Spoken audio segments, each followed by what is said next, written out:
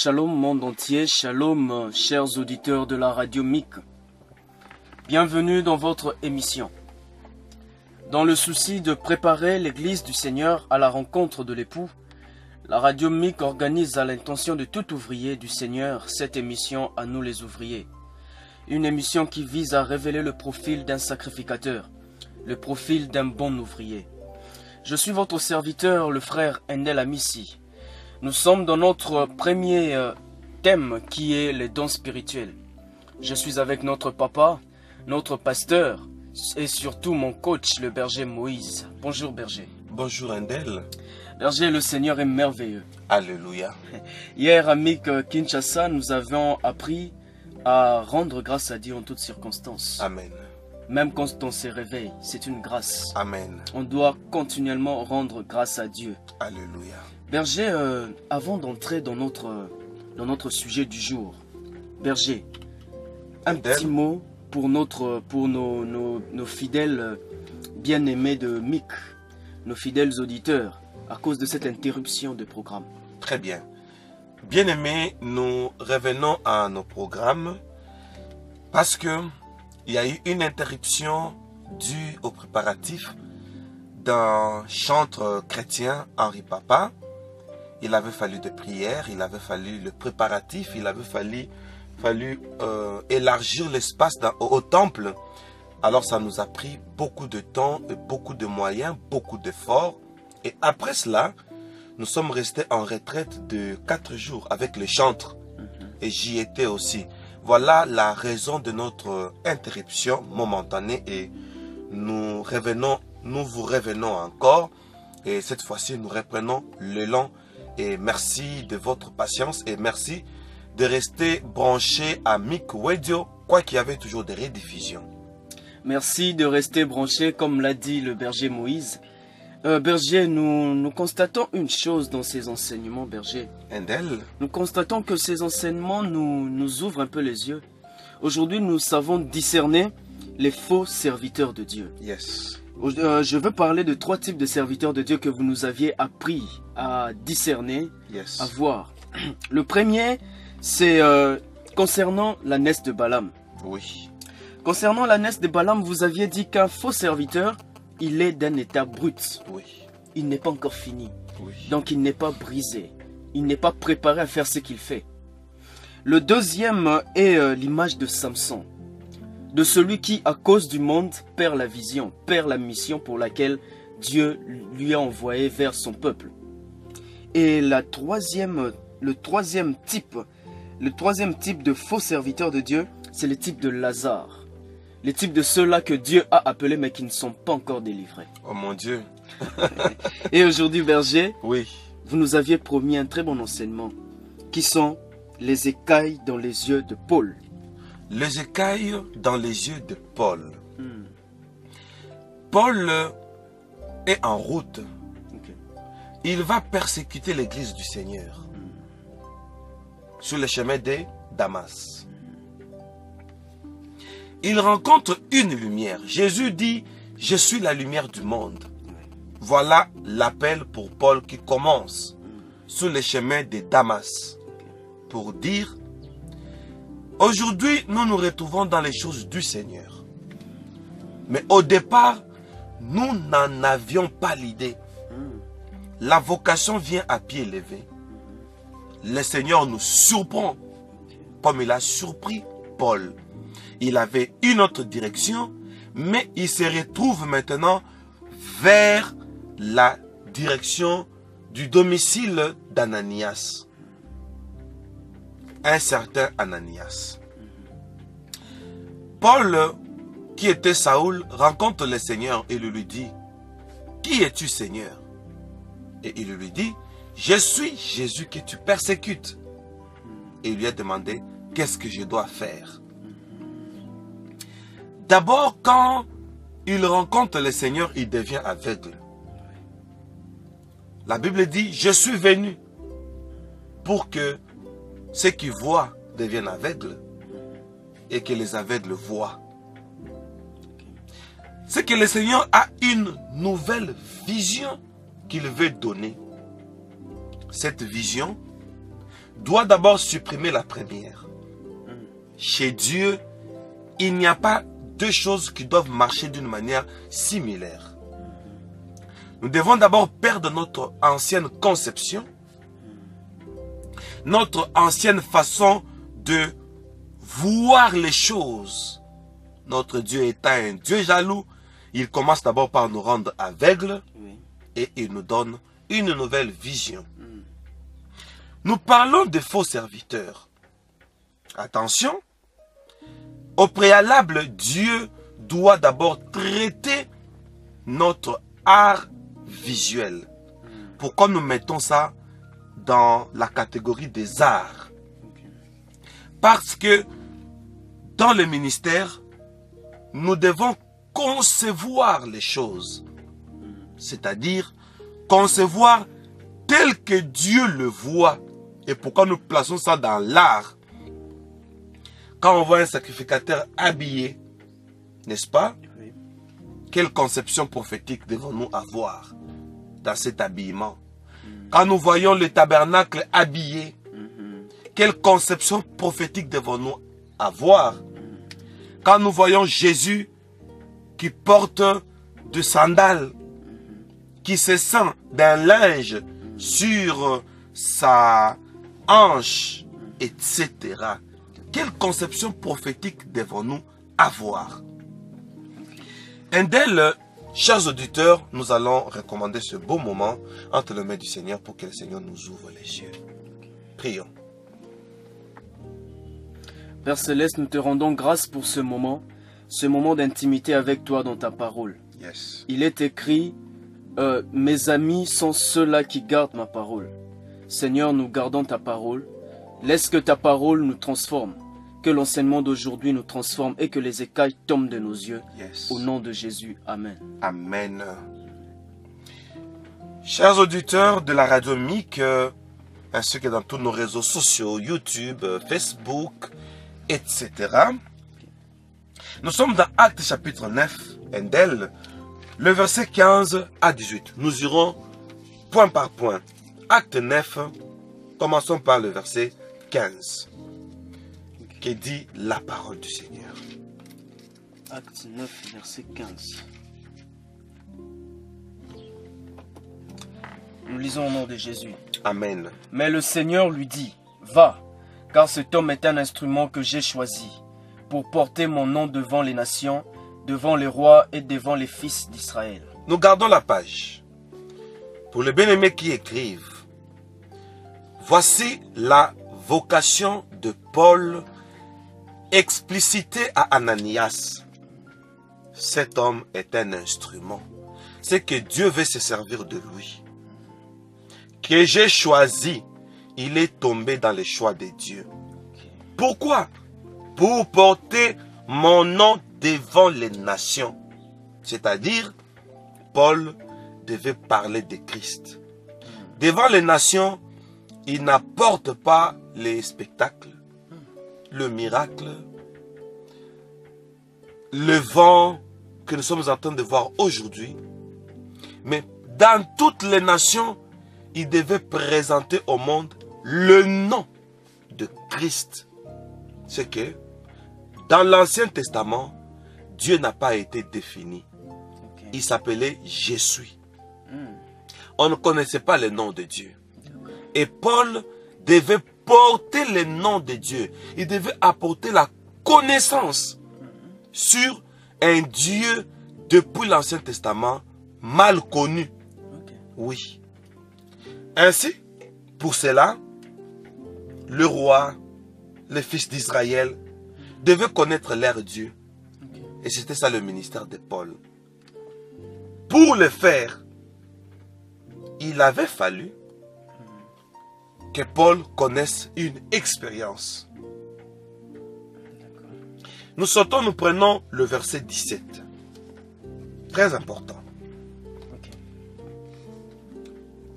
Verset 17. Oui. Ananias sortit, et lorsqu'il fut arrivé dans la maison, il imposa les mains à Saul, en disant, « Saul, mon frère, le Seigneur Jésus, qui t'est apparu sur le chemin par lequel tu venais, m'a envoyé pour que tu recouvres la vue et que tu sois rempli du Saint-Esprit. Indel, chers auditeurs. Ainsi, le Saint-Esprit devait descendre sur Saul. Pourquoi? Pour l'aider à recouvrir la vue. Ah Seigneur, je suis sensible aux choses du Seigneur, Endel. Ici, Paul, quand il reçoit le Saint-Esprit, c'est dans le futur proche, Oui. il devait recevoir le Saint-Esprit pour un objectif.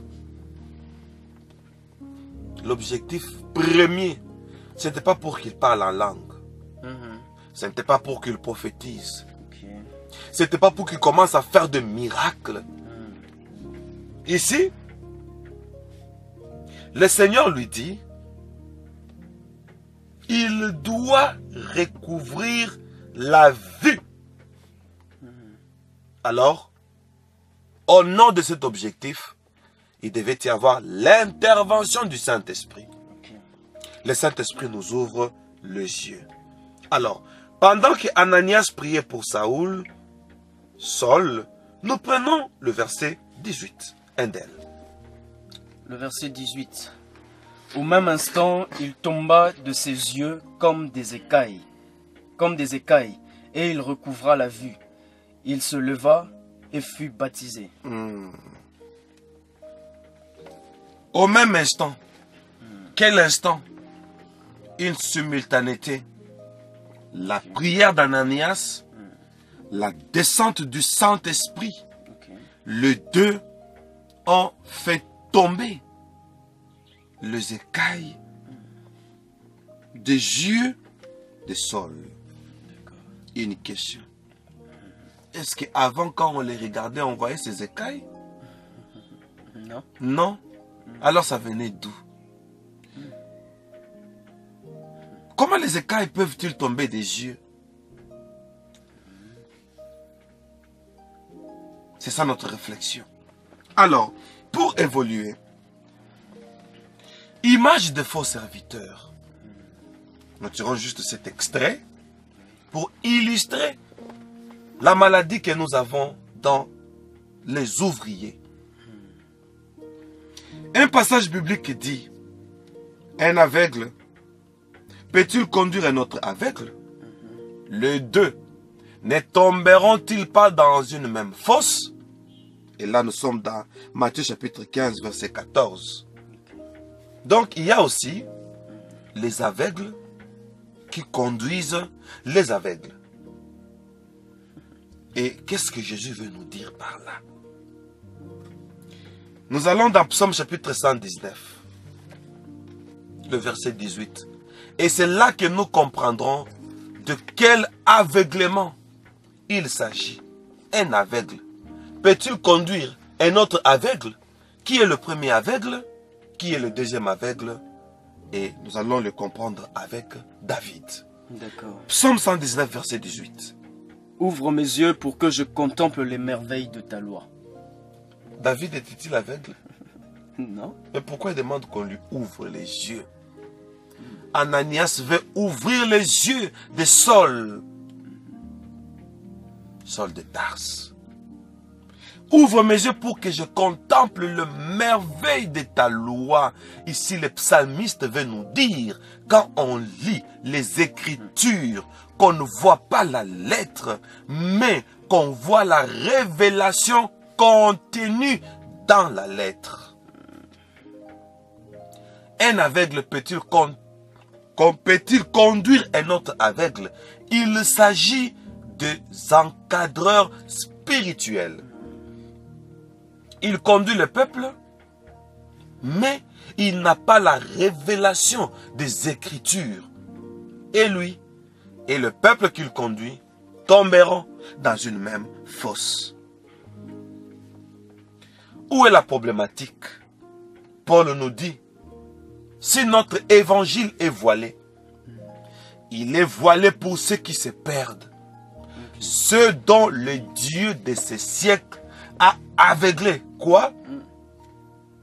L'intelligence. Et là, nous sommes dans 2 Corinthiens chapitre 4, le verset 3. Nous allons lire les Écritures et nous allons développer. 2 Corinthiens chapitre 4, le verset 3. Nous allons voir d'où vient la cécité spirituelle. 2 Corinthiens 4, verset 3.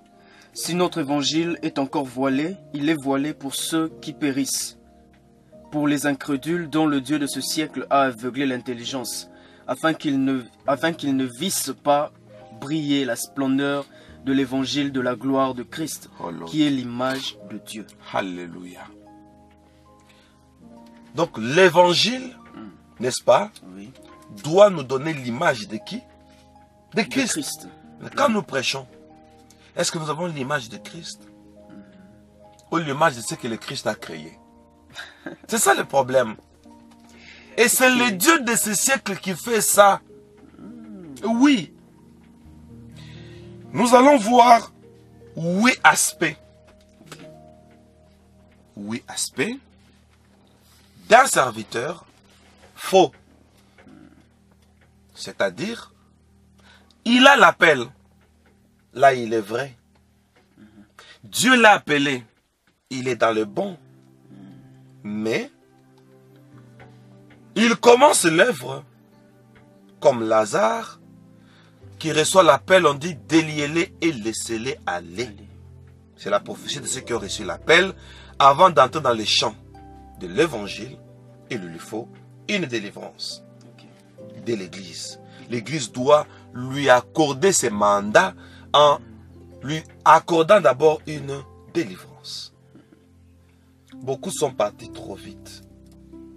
Un d'elles, Saoul reçoit Jésus. Avant de commencer le ministère apostolique et de présenter au monde Jésus, les yeux doivent d'abord s'ouvrir. Alors j'ai compris aujourd'hui, le grand pasteur qui se sont retrouvés dans l'évangile, ils sont des trinitaires. Parce qu'ils n'ont pas encore reçu la révélation. Les écailles ne sont pas encore tombées. Nous allons parler de 8 aspects de faux serviteurs. Ils ont l'appel, ils sont dans les vrais. Ils deviennent faux parce que l'évangile est encore voilé à leurs yeux. Les écailles ne sont pas encore tombées.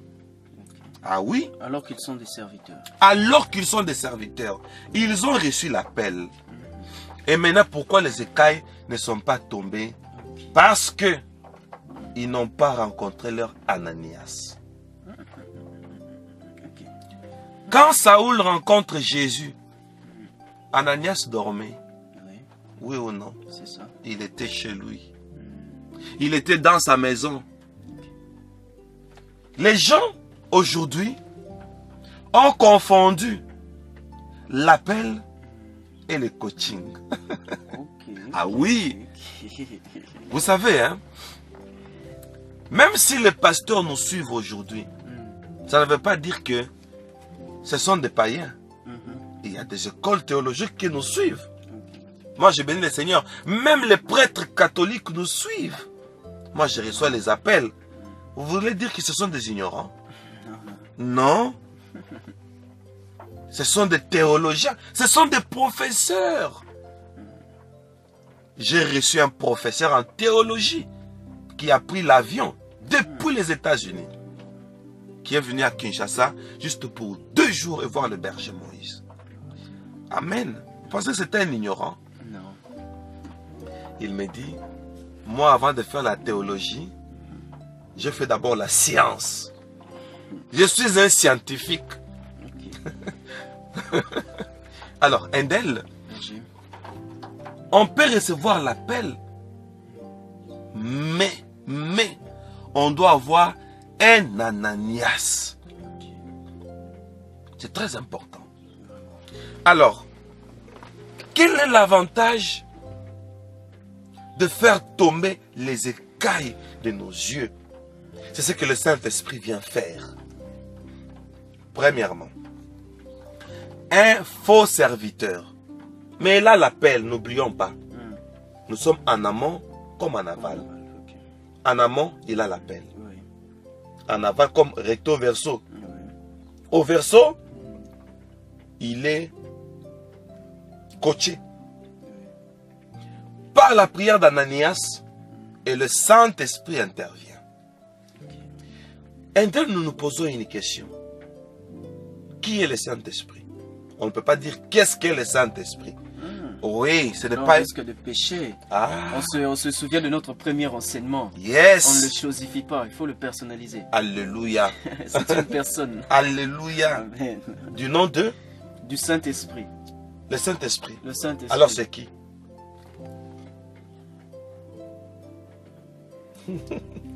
Endel.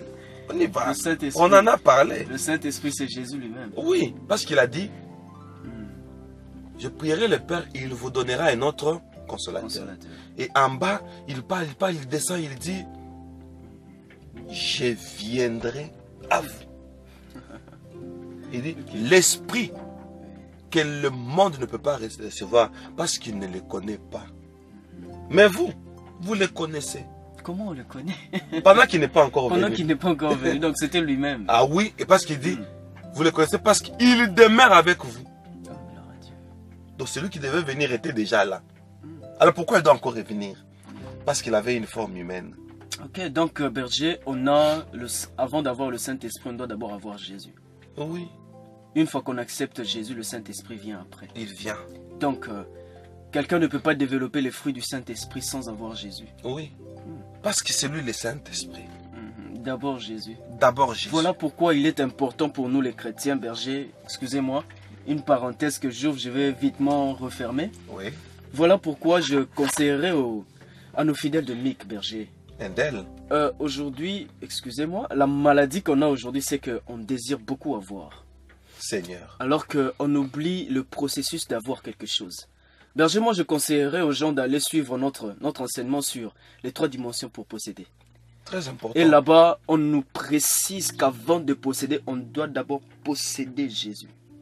On a besoin d'un don, d'abord Jésus.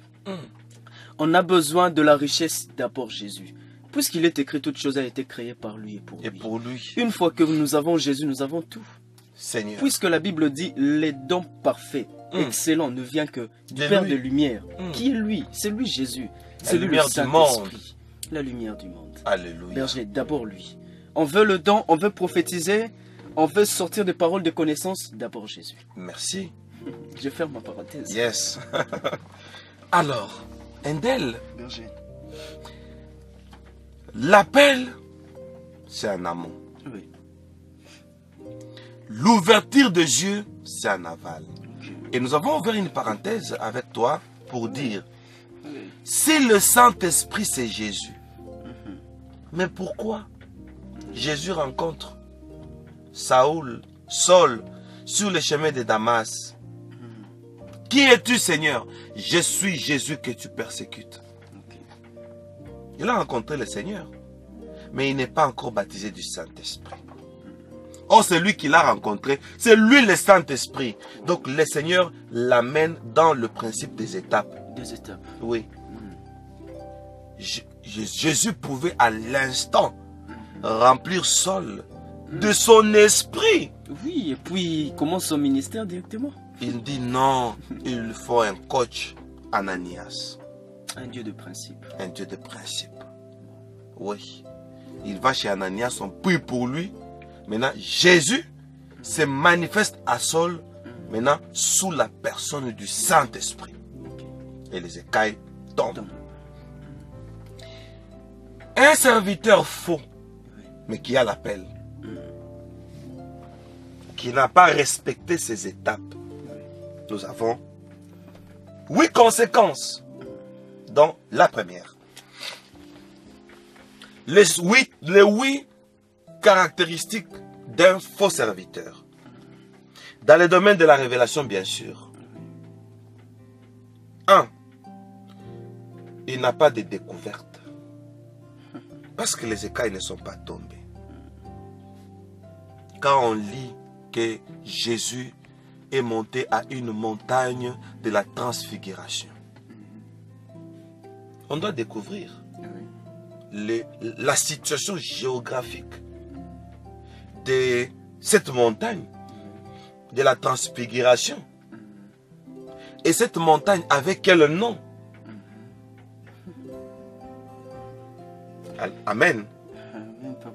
Et des découvertes prouvent que la montagne de transfiguration, c'était le mont Tabor. T-H-A-B-O-R, je crois. Mont Tabor. Et la révélation peut entrer même dans les iotas, même dans la phonétique. Nous sommes au mont Tabor. C'est comme quelqu'un qui monte à bord. À bord, oui. Et on monte à bord. Élie et Moïse sont montés à bord de la nuée. Ce sont des découvertes. Donc, nous, on ne doit pas seulement rester sur les Écritures. On doit aller sur la révélation contenue dans les Écritures.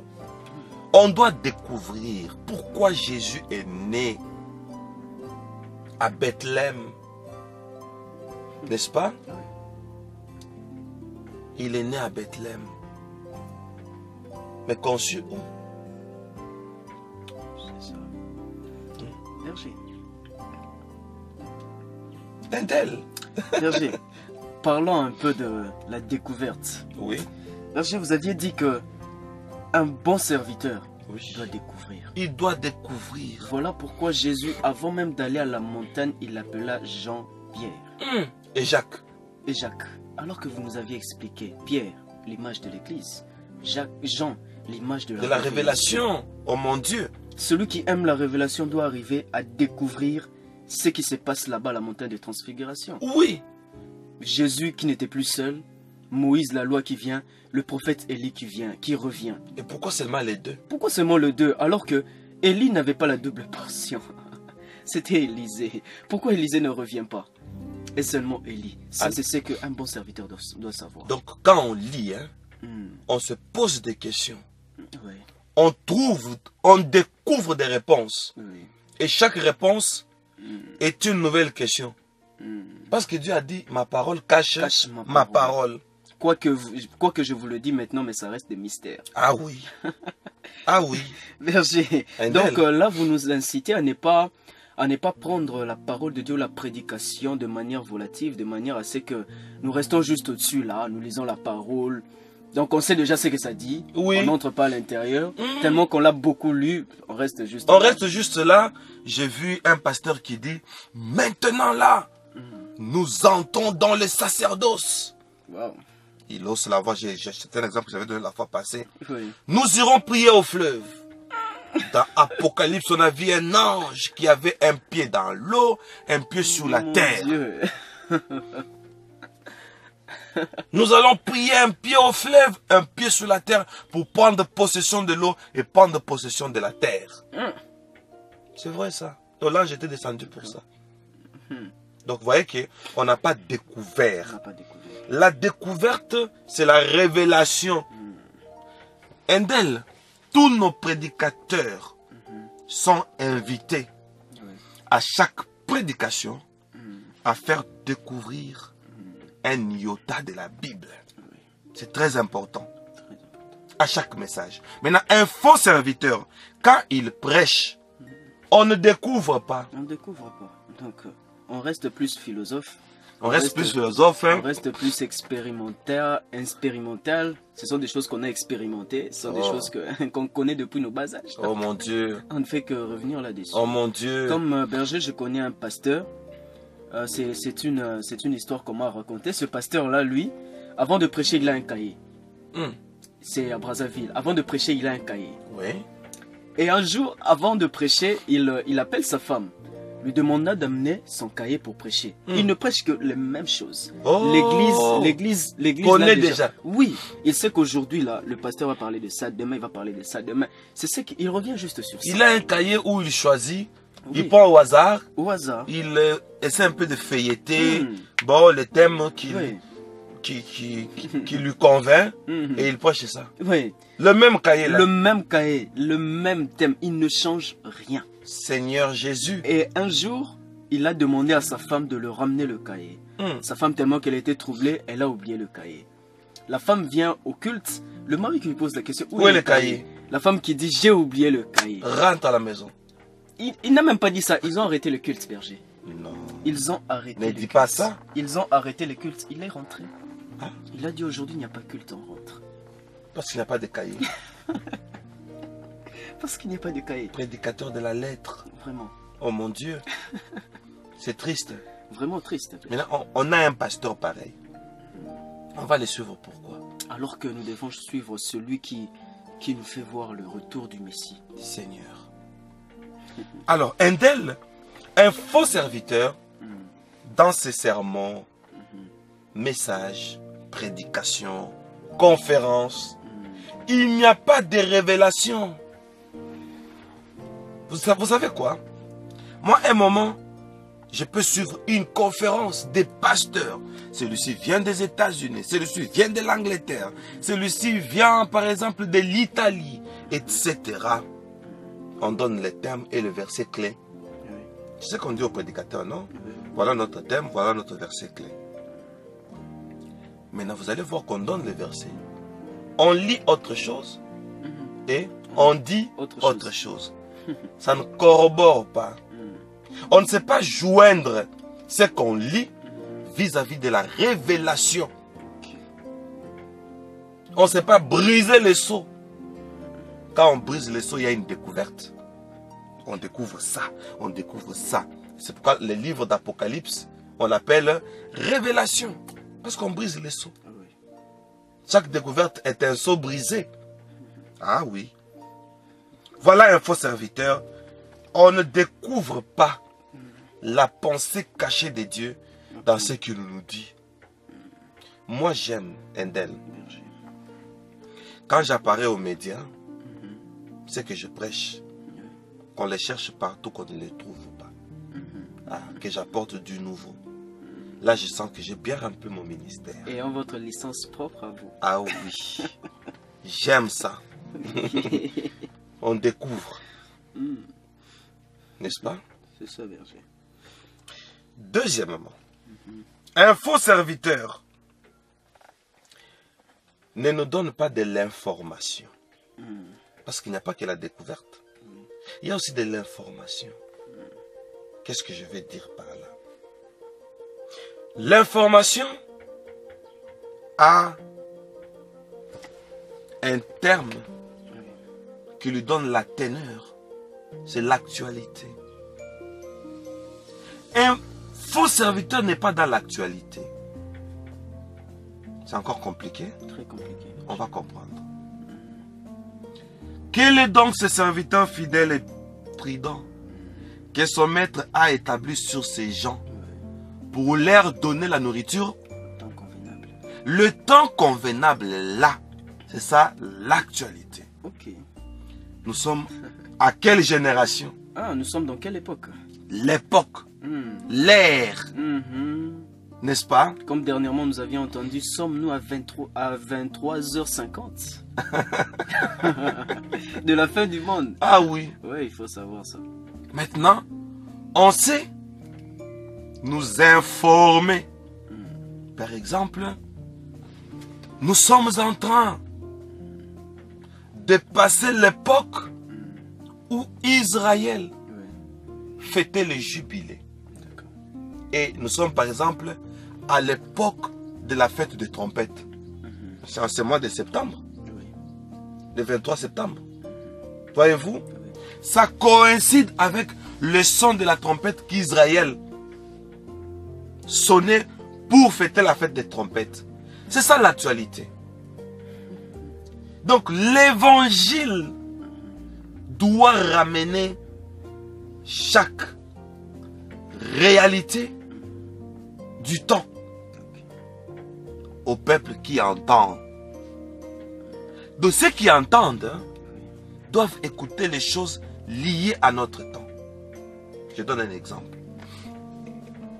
On dit à Moïse, Prenez l'huile d'olive, n'est-ce pas? Aspergez sur les ustensiles du temple. Bon. On doit aussi acheter l'huile d'olive. On va asperger sur les synthétiseurs, sur les drums, sur les micros. C'est ce qu'on doit faire. Tu vois que si on le fait, ce n'est pas dans l'actualité.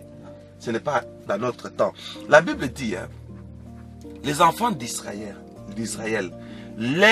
ces choses leur sont arrivées pour nous servir de quoi?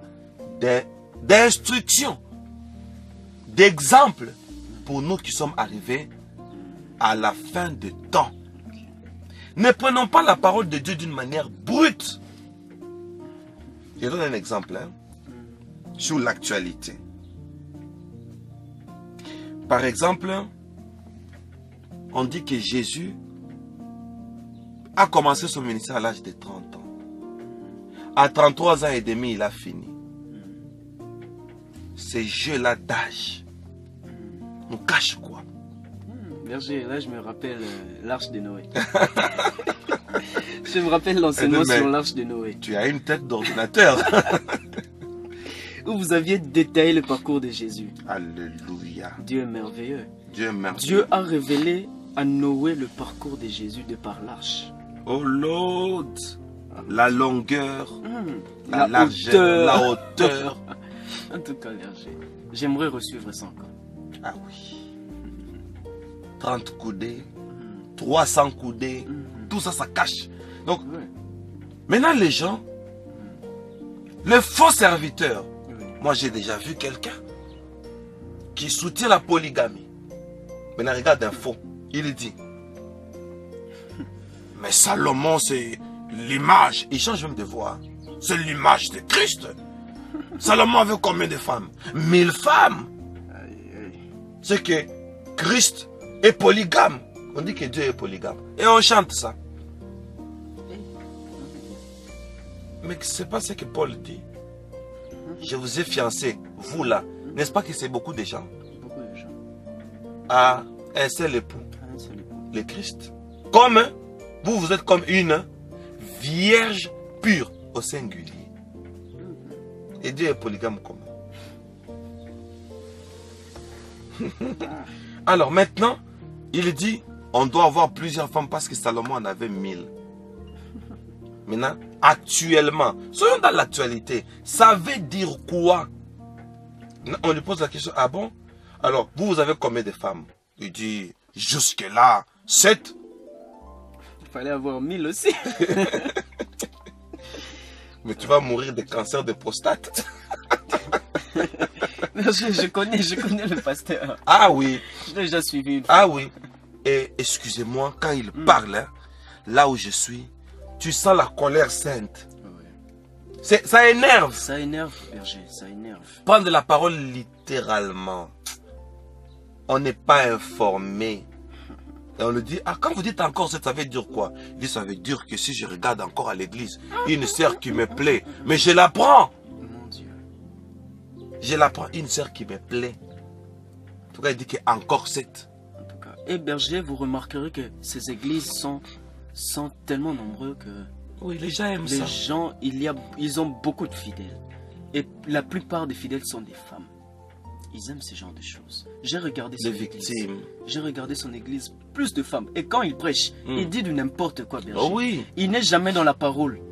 Il est toujours dans des sentiments. Il est dans... Voilà. Non, non, non. Il n'est pas dans la parole. Et quand vous regardez les bêtises qu'il dit, excusez-moi, Berger. Mais ce sont des bêtises. Quand vous regardez les bêtises qu'il dit, les premières personnes qui acclament, ce sont les femmes. Ce sont des choses qu'elles aiment entendre. Hein, oui. Qui leur font du bien. Et dans ce qu'il dit, on ne découvre rien. Berger, il oublie une chose, ce pasteur. Ouais. Il oublie qu'il est comme le premier fils de Jacob. Ouais. Le premier fils de Jacob, Berger, il lui est arrivé que son père lui dise, toi, tu as déshonoré ma femme. Aujourd'hui, il déshonore l'église, l'épouse du Christ. Et demain, le premier sera le dernier. Ah oui. Lui, là, il sera le dernier berger. Il a perdu le droit d'aînesse. Il a perdu le droit d'aînesse. Quand on profane l'église. Comme Ruben. Mon Dieu. Alors, troisième signe d'un faux serviteur dans le domaine de la révélation, il n'a pas d'éclaircissement. C'est-à-dire, dans ce qu'il dit, pas de lumière, pas de précision. Il n'est pas précis. Il parle de la sanctification, mais il n'entre pas en détail. Il reste juste sanctifiez-vous, sanctifiez. Ah oui. Il dit, voilà, Abraham a donné Isaac. Précisément. Précisément. Oui. Qu'est-ce que l'objectif de Dieu dans l'histoire d'Isaac? Comme lui n'a pas d'éclaircissement, c'est un faux. Pour lui, Isaac, c'est quand on donne quelque chose de trop cher. Trop cher, oui. Donne tout ce que tu as. Important. De très important. S'il faut s'aimer ta Jeep, sème. C'est ça ton Isaac. Berger. Endel. Son Isaac là, ce n'est pas que par exemple c'est moi qui viens donner mon Isaac. C'est pas moi qui reconnais que c'est mon Isaac. C'est toi. C'est à lui de me dire que ça c'est ton Isaac. Oui. C'est-à-dire il choisit par exemple, si j'ai 3 Jeeps, il choisit le meilleur, il me dit ça c'est mon Isaac que je donne. C'est comme ça qu'ils sont aujourd'hui. Seigneur. C'est comme ça qu'ils sont aujourd'hui. Vous verrez même que dans leur culte, ils sont en train de préciser l'offrande à emmener. C'est ça Isaac. Oui. Il dit l'offrande qui te fait mal au cœur. L'offrande qui te fait pleurer. Je connais un pasteur. J'ai déjà donné cet exemple. Il me dit, berger, il faut faire attention avec les fidèles. Les fidèles, ce sont des animaux. Comme des poissons. Vous n'avez qu'à ouvrir la bouche. Il dit, un poisson. Les fidèles sont des poissons. Oui.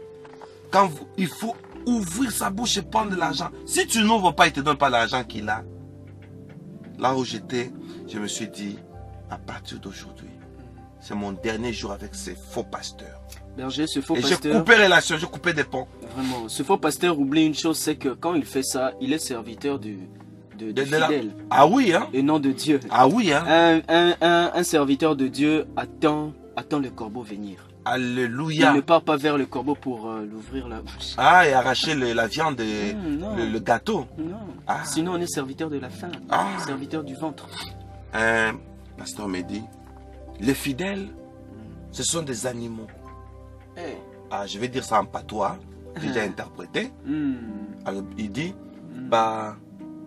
bandimi, baza banyama. Ce qui veut dire Ce qui veut dire que les fidèles sont des animaux. Alors, lokola za nyama. Berger. Interprété. Comme c'est un animal. Nyonso koloba kosala. Tout ce que tu diras, il fera. C'est vrai. C'est méchant. C'est très méchant. Très, très méchant. Et surtout lorsqu'on caractérise le peuple de Dieu, le fidèle de Dieu, l'épouse du Christ comme étant un animal.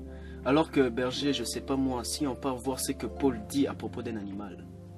Un animal ne conçoit pas les choses de Dieu. Pourquoi est-ce qu'il ne conçoit pas les choses de Dieu? Parce que toi, tu ne leur donnes pas des éclaircissements sur les choses de Dieu. Tu le prends pour un animal. Seigneur. Et un animal, au fait, dans notre langue, c'est un injure, berger. Ah oui. En lingala, quand on te dit aux anyama, on t'insulte. Donc tu es un... Voilà. C'est l'injure, hein? Ce sont des rubins, ces pasteurs-là. Mais vous venez de dire quelque chose que maintenant, les fidèles aiment ça. Ils aiment ça, malheureusement. C'est ce qu'ils aiment. Fort dommage. C'est ce qu'ils aiment. Alors, Endel, le faux, n'ont pas de précision. Quand le stataire est sorti dans la bouche du poisson, est-ce que c'est l'argent qu'il faut soutirer chez les fidèles? Non, il y a un enseignement qu'on a déjà donné sur ça. Oui. Un stataire dans la bouche d'un poisson. Il y a un enseignement. On peut chercher ça dans Messianique Vidéo. Sur YouTube, Messianique Vidéo, cherchons cet enseignement, nous allons retrouver ça. Quatrième signe d'un faux serviteur, dans le domaine de la révélation.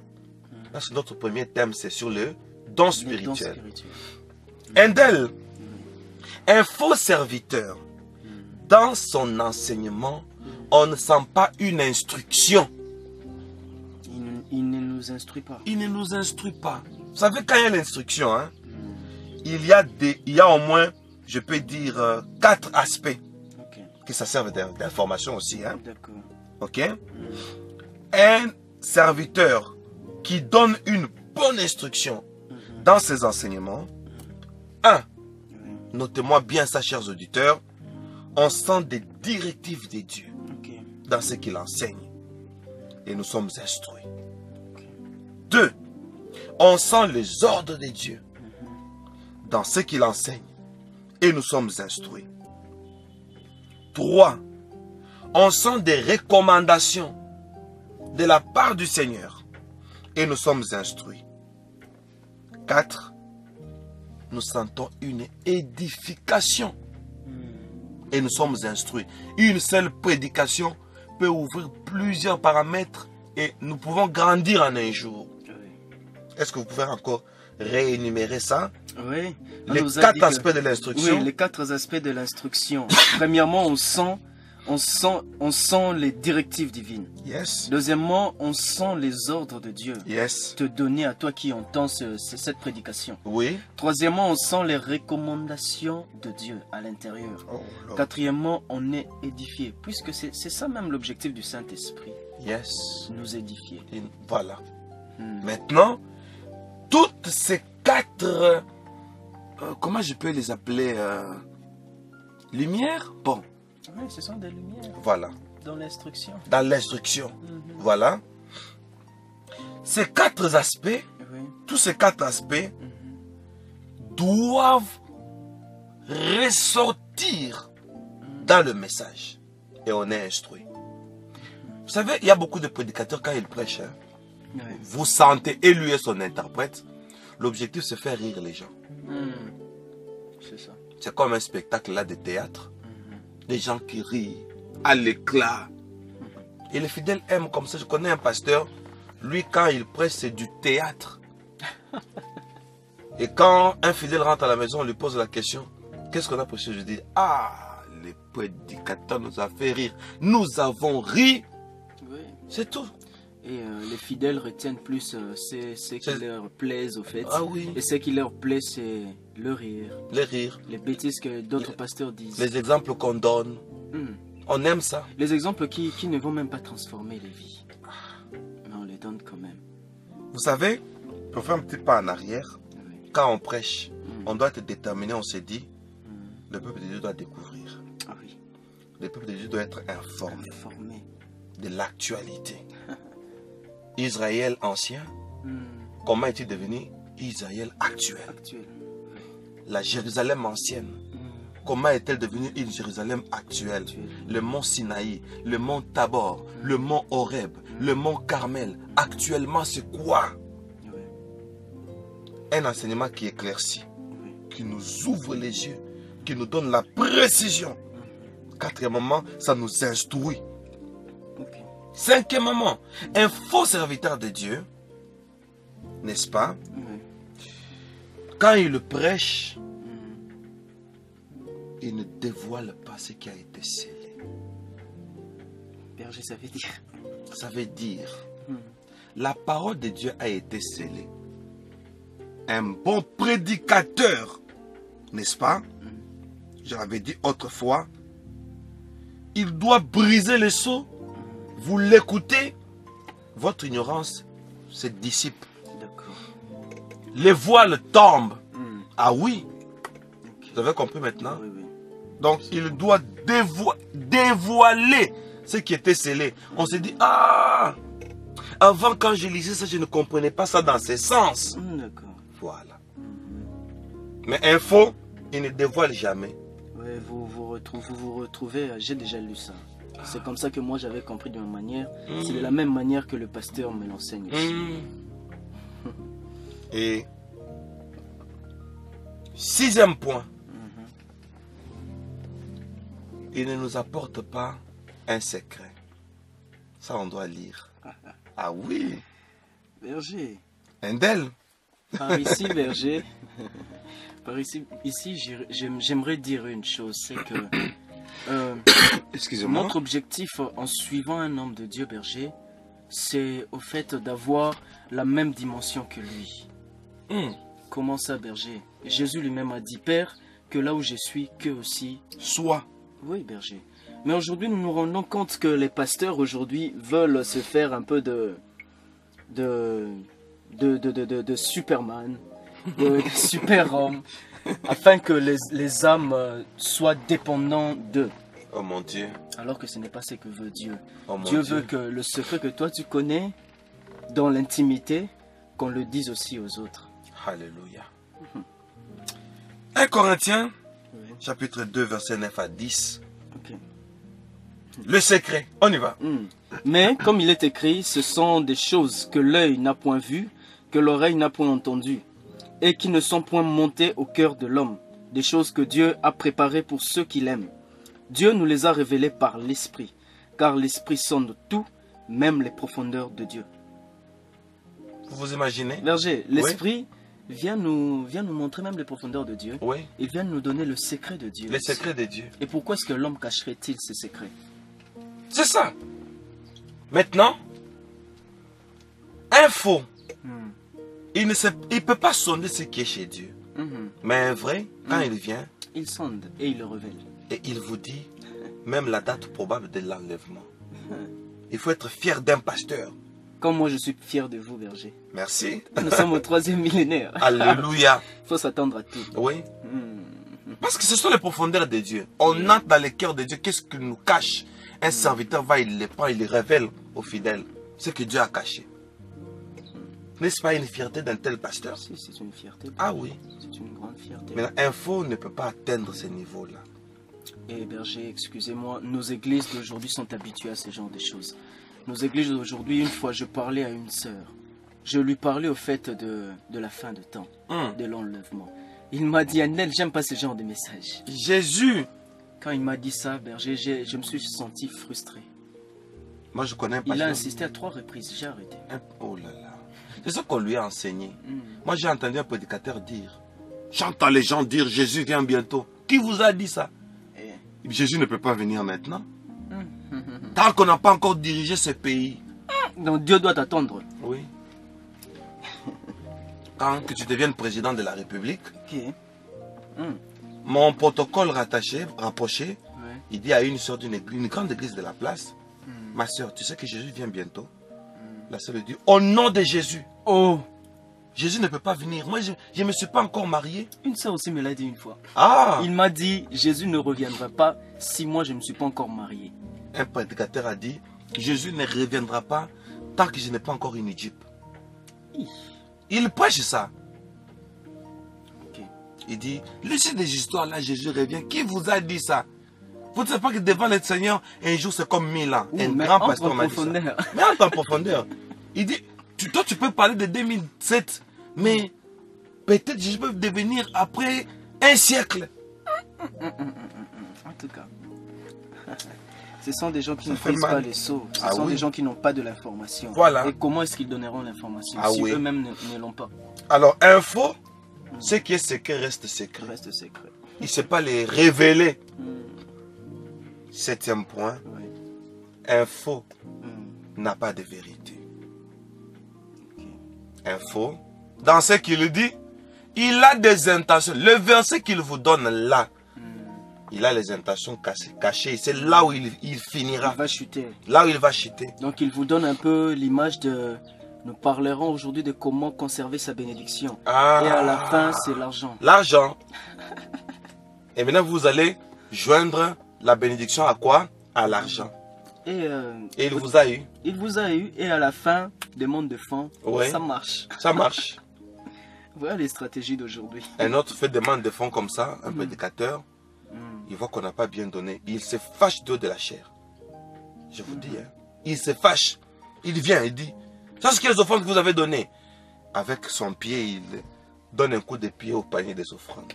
Wow. Des offrandes à l'estrade là. Il dit, recommencer. Un cantique chaud. Cette fois-ci, je vais imposer les mains. Ah. Et on a recommencé. Berger, heureusement que nous savons discerner ces genres de personnes. Oui. Berger, je connais une personne, un pasteur. Ce pasteur-là a été invité pour l'inauguration d'un livre d'un autre pasteur. Oui. Alors il devait faire la promotion afin que les gens achètent directement à l'église. Et pendant ce temps, tellement qu'il est stratège, Berger, un livre pouvait se payer à 20 dollars. Lui, il dit, ce livre est tellement bon. Ça doit coûter beaucoup. À la chair, hein. Il dit, moi je donne 1000 dollars pour un livre. Il sort l'argent. Lui-même. Lui-même. Il sort l'argent, 1000 dollars. Et à la fin, Berger, il y a eu ceux-là qui sont venus avec 2000 dollars. Pour lui-même, un livre. 2000 dollars, il prend. Et à la fin, ils ont fait plus de 50 000. Une stratégie pour soutirer les gens. Je connais quelqu'un aux États-Unis, on me relate l'histoire. Il se lève et dit, aujourd'hui, vous allez voir le secret de la bénédiction. Le secret là est parmi nous. Les gens pensaient que non, on va découvrir quelque chose. Quelque chose de fort. Il dit, venez en courant, celui qui me donne 10 000 $, il va seulement s'asseoir sur ma chaise là. Dès qu'il s'assoit sur ma chaise, il a mon onction, c'est tout, il est béni toute sa vie. Les gens amenaient les 10 000 $, ils amenaient des chèques en courant. Indel. En courant. Donc, on n'a pas de vérité dans ce qu'on dit. Ah, berger. Et pourtant, hier, Oui. nous étions bénis de savoir que la bénédiction n'est pas une prédication. On ne peut pas prêcher la bénédiction. Oui. Même pas. On vit ça. On le vit. Quand on est d'une lignée, on est béni. Oui. Les enfants d'Abraham. Amen. Et pour terminer, Oui. Indel, 8e aspect d'un faux serviteur. Il n'a pas de connaissances. Ok. Un manque de connaissances. En général. Dans ce qu'il dit, hein, c'est pas profond. Ok. C'est trop superficiel. Même à l'école on ne peut pas prêcher comme ça. À l'école du dimanche. Ok? Ok. Quand je venais pour vous rejoindre ici au studio, je me suis dit bon que je vais mettre un peu une chaîne chrétienne. Juste 1 minute seulement, j'ai fermé. Un prédicateur qui dit, bien-aimé, les enfants d'Israël ont eu faim. Et Dieu a dit, vous allez manger de la viande. Il dit, oh, on aura la révélation. Sur la viande en question, les cailles provenant de la mer.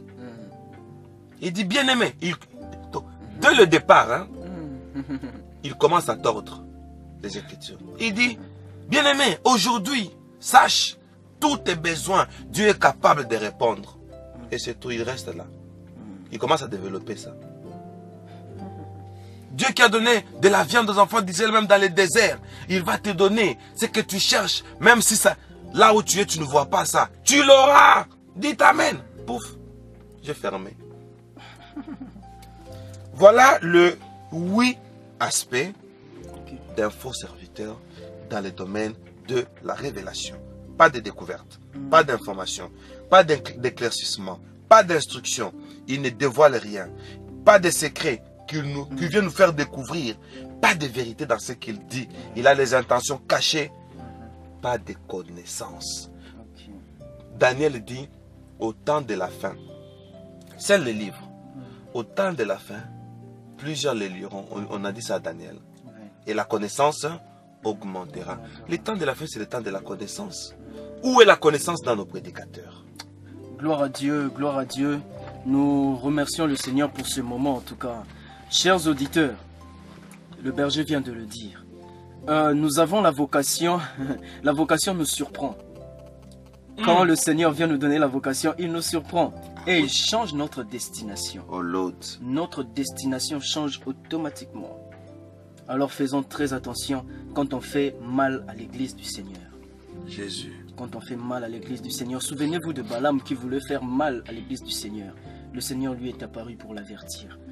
Berger, vous aviez dit que Paul devait parler de Christ et non des spectacles. Le Saint-Esprit devait descendre pour lui recouvrir la vue. Berger, moi j'ai compris une chose, c'est que Samson, au lieu de demander à ce que Dieu le recouvre la vue, lui demande encore les cheveux. Alors que les cheveux c'est la gloire. Le cheveu c'est ce qui lui donnait la force. Et la force c'est plus les spectacles. Indel. Et là, berger... Au lieu de demander qu'il recouvre la vue, oui. lui demande les cheveux. Il demande les cheveux. Alors que Samson, c'est le genre de personne qui, à cause du monde, perd la vision. Seigneur. Devient aveugle. Seigneur. Mais il a quand même la puissance. Il a quand même la puissance. Et, berger, une autre chose que vous aviez dit, c'est que il y a une grande différence entre l'image de Christ et l'image de ce que Christ a fait. Oui. Donc aujourd'hui, l'Église nous propose l'image que Christ a fait. Mais on ne propose pas à l'Église l'image de Christ. Et ça, c'est très dangereux. Berger, cher bien-aimé, auditeur de Mic, le 8 aspects que le berger vient de donner, berger, je me rends compte que c'est une conséquence d'une seule chose. Oui. C'est que Jésus rencontre Saul. Quand il rencontre Saul, il avait l'intention de ce qu'il a un ministère. Mais il ne lui a pas dit ça. Il attenda Ananias. Tout à fait. Quand Ananias vient, il lui donne son intention. Ananias reçoit l'intention de Dieu et Ananias part dire à Saul l'intention de Dieu. C'est que toi, tu as été choisi pour apporter le nom de Christ partout dans le monde. Berger, en tout cas, moi, j'aimerais dire que moi, je suis béni. De ce que je suis devant un homme de Dieu qui me donne l'intention de Dieu. Alléluia. D'aller dire au monde que Jésus revient bientôt. C'est ça le bon coaching. Le bon coaching n'est pas de montrer aux gens, comme vous aviez dit, le bon coaching n'est pas de dire aux gens, que la manne va tomber. Nous devons manger de la viande. Que les âmes sont comme des animaux. Il faut juste ouvrir leur bouche pour soutirer de l'argent. Mais le beau coaching, c'est de dire aux gens que vous devez préparer l'épouse de Christ à l'enlèvement. Car l'enlèvement, c'est bientôt et c'est certain, berger.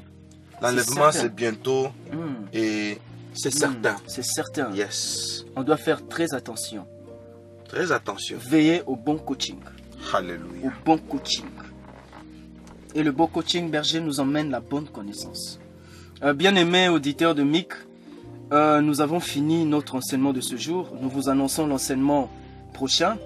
Nous parlerons de Dieu mal compris. Dieu mal compris, Endel, chers auditeurs.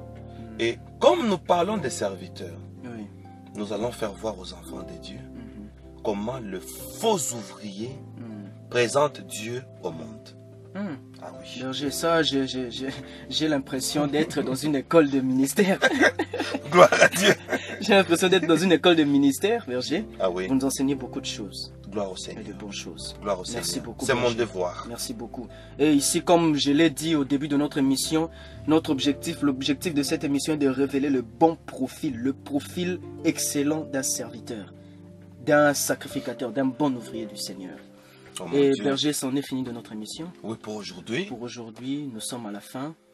Nous recommandons le peuple de Dieu entre les mains de leur Dieu, de notre Dieu, de notre Seigneur. Alléluia. Comme hier nous l'avions appris, nous devons attendre la fin du culte, car il y a les anges qui nous accompagnent toujours. Yes. Alors nous leur recommandons entre les mains de Dieu. Yes. Et nous déclarons qu'ils sont bénis. Yes. Nous nous retrouvons la prochaine fois. Alléluia. Bye. Bye.